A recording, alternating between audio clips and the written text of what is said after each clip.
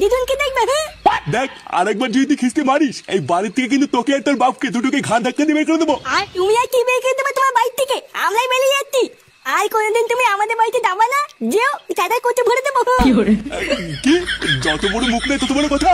জামাই, এই ছোড়ে বাচ্চা জামাই। কি হয়েছে বাবা, ডাকছো কেন?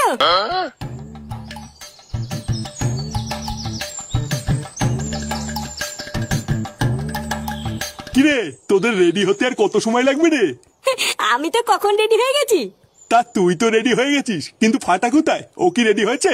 তোকে আমি বললাম না, ফাটা ওইটুকু একটা বাচ্চা ছেলে, ও রেডি হতে পারবে না, ওকে রেডি করে দিবি। দাদু!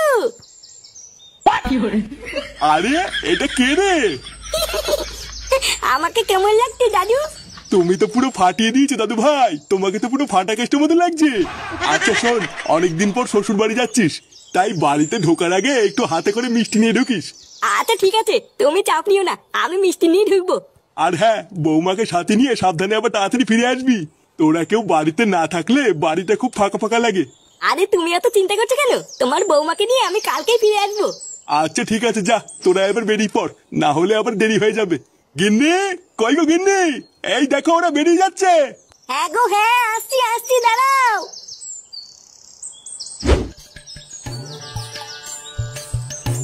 লেওরা দেখতে দেখতে শীতকালে পড়ে গেল, কি বলিস? হ্যাঁ গো পটুদা, ঠিকই বলেছো। এখন তো ভোরবেলায় হালকা শীত শীত করে। হ্যাঁ তা তো করে। তাও তো তোমাদের ভালো গো পটুদা, বিয়ে টিয়ে করেছো শীতকালে, তো তোমাদের মজা। আমার তো আর কোনো বউও নেই, আর শীতকালে ভোদার বাল কোনো মজাও নেই। হ্যাঁ ঠিকই বলেছিস, শীতকালেই তো মজা। লেওরা এখন বউ সবার সামনে ঠাপাচ্ছে, আর শীতকালে ভোদার বাল লেপের ভিতরে ঢুকে ঠাপাবে। সত্যি, তুমি যে কি বলো না পটুদা।